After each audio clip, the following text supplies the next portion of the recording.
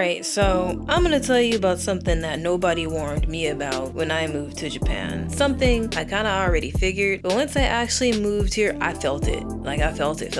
It is expensive as hell to be a bad bitch over here. And no, I'm not talking about rent or food. I am simply talking about maintaining yourself. Because if you are a black woman, especially a black woman who has a natural hair, makeup, a specific beauty routine, and standards, bro, I'm telling you right now, Japan will humble you. Because back where I'm from in America, if I want something, 9 times out of 10, I can just go get it. If I need makeup, I go to Sephora or Ulta, right? I need hair products, all right? Go to the beauty supply, even Target. I need somebody to do my hair. There are at least 17 black hairstylists within driving distance that I got on call in South Florida. I need a wig. Yo, Amazon. Hold on now.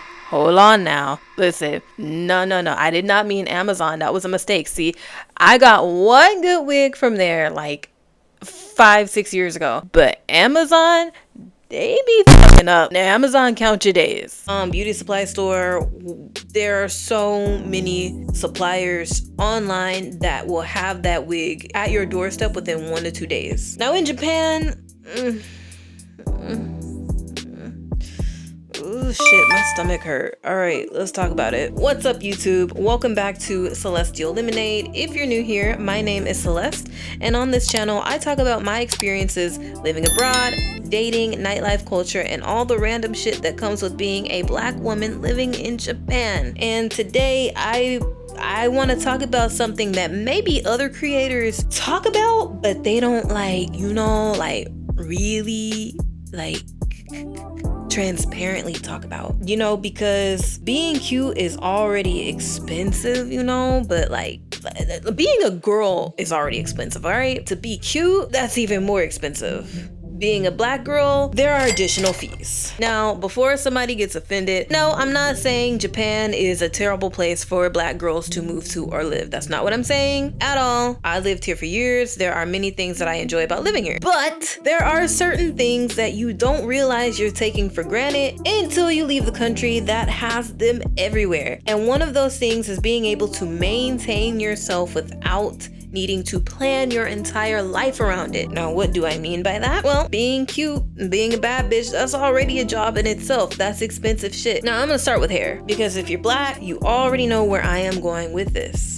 And listen, I'm gonna stop people in their motherfucking tracks right now. We're probably already gonna get dumb commenters, but this is not the place for you to be telling black women what to do with their hair. I don't want to hear anybody in the comments saying, well, why do you wear wigs? Why do you do this? Why do you do that? Stay out of our fucking business, all right? Like, this, if you're gonna say all that, this is not even for you. Go somewhere. I don't need that energy in my comments. But you know what? I'm wasting my breath because we gonna get stupid people anyways. But moving on. When I was living in America, I could walk into a beauty supply store and find my products specifically for my hair. Even Target. Shampoo, conditioner, leave-in conditioner, edge control, hair masks, oils, braiding hair, wigs, bundles, whatever. Wigs, bundles, braiding hair. You can't find that in Target. But anyways, now if the store didn't have what I want, I could just order it. Would get here the next day. I don't gotta worry about anything. Here, you have to do a little bit more research. And I mean, listen, in store, I have never seen it before, but apparently Japan does have black hair products. Yes, you can find natural hair products, and there are salons that specialize in textured hair. But for those salons, you're going to pay more than twice the price for not even like a half-ass job. Like, look, I don't have experience actually like going to those salons, but bro, I've seen it. And when I saw it, like, I was mad for the girl. I'm not gonna say who it is, but a couple of YouTubers who live in Japan have done like going to the hair salon or whatever. Boy, I saw that result. I'm not gonna say nothing else. But like I said, Look, I'm not saying nothing for black hair doesn't exist at all. It's just that they're not everywhere, and if it is somewhere, you're not gonna find it easily like you can in your home country. And that distinction does matter, because when you're used to having access to something everywhere, you don't think about it, you just go get it. And when you live somewhere where you have to specifically research for it, or where you have to specifically search for it, suddenly maintaining yourself becomes a logistical operation, and we just don't got time for that. You know what I'm saying? Now, when it comes to wanting to get hair installed, extensions, wigs, or whatever, I am going to tell you right now, yes, there are hair braiders and weavers out here, but they are ass. Okay? Tokyo, Osaka, listen, out of my 4 years of living here, I have not met one good braider or hairstylist, bro. Like dead ass their ass. And I'm not talking about Japanese hairstylists. These hairstylists that I'm talking about, they're black. I don't know what's going on out here. Like, I'm gonna tell you guys this right now, y'all. I had went to a girl and I had got like a weave done.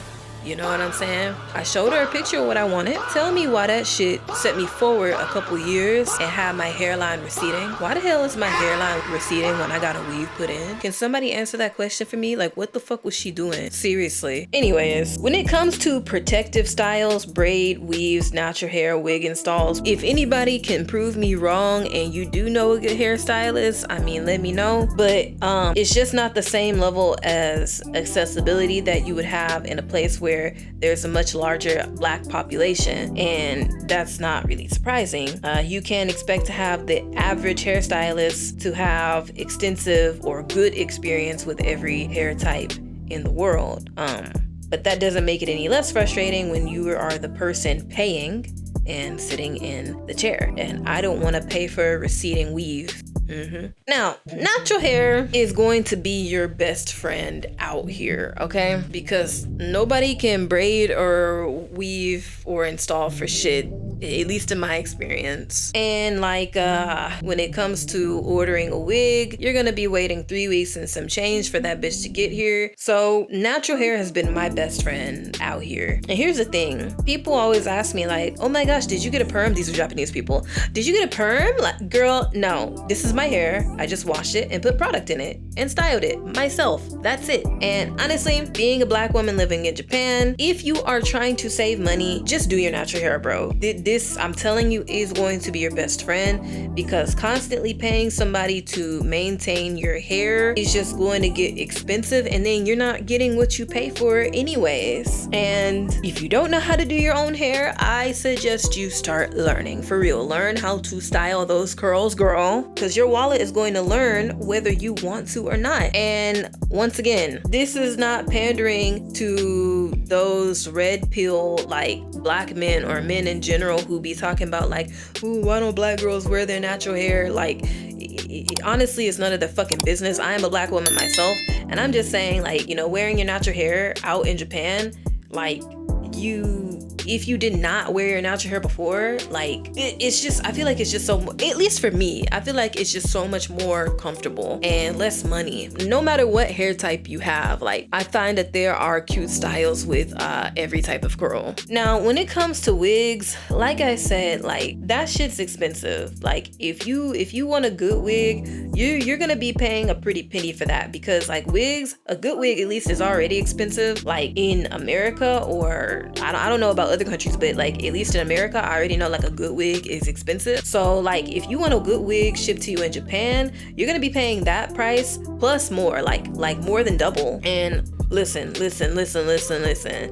I'm not buying no $20 synthetic Halloween store church lady wig. I'm not gonna be walking around in any country looking like that. I'm sorry, but I have standards. And listen. The reason why I say that is because I do be seeing some girls walking around here like that now, and they be young. And sometimes like I see girls like with a busted up wig, and I just want to, like, you know, care for her. You know what I'm saying? I just want to spray some water on that shit or something. Like melt the lace. Jeez, I'm telling you, like the shit be making me itch, bro. Like I said, I have standards, and if I'm going to wear a wig, I want that wig it to look good, okay? I want the shit to look like it is growing out of my scalp. I want the lace to disappear. I want the hair to move. I want it to look like I woke up like that. But you know, those wigs are expensive. And then you gotta pay for shipping. And then you gotta wait 3 weeks and some change. And you got customs, and suddenly the wig that looked like it was going to be reasonably priced is costing you an amount of money that could have paid somebody's car payment or whatever. And then on top of that, you don't even know if the wig is going to look good or if it really is good quality as advertised.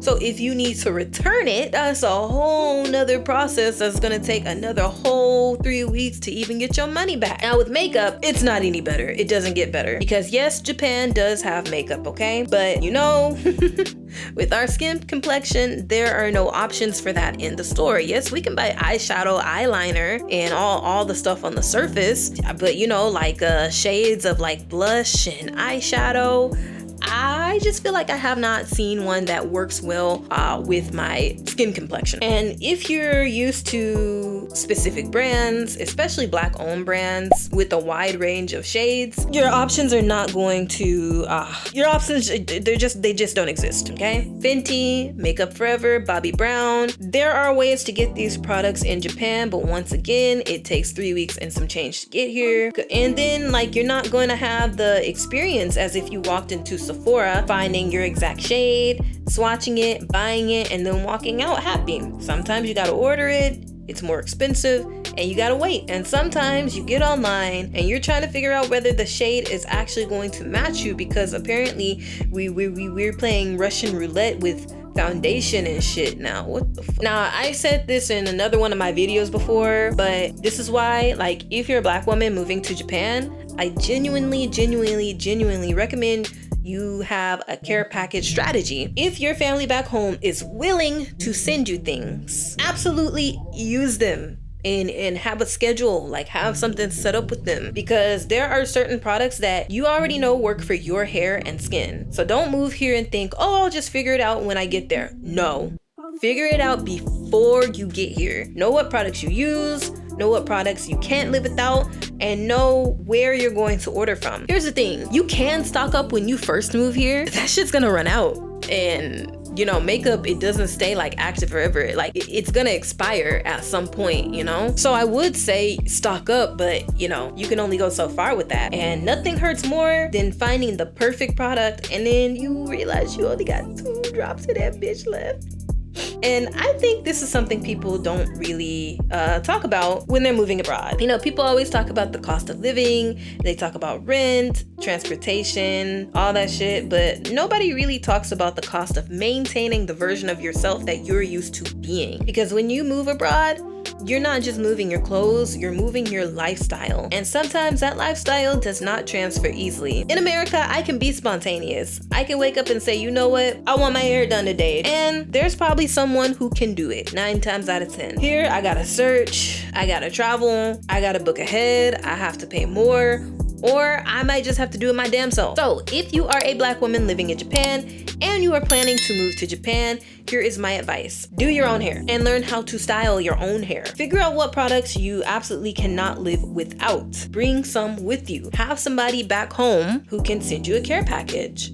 And most importantly, budget for being Black. I know that sounds crazy, but I'm dead ass. If there are certain products and services that are necessities for you, don't assume that they're gonna cost the same as they do back home. They will cost more. They will be harder to find. And you will have to do some planning. This is one of those things about living abroad that sounds insignificant until you actually experience it. Because nobody thinks, before I move to Japan, I need to calculate my Black girl maintenance budget. Maybe you should, because I refuse to walk around Japan looking busted because I'm abroad. Like, I'm sorry. Like, I don't want to walk around here people assuming I have a white boyfriend because my wig looks cheap and lopsided and like I just threw that bitch on, okay? A lot of those girls be wearing like plastic wigs and I'm not trying to look like that, you know what I'm saying?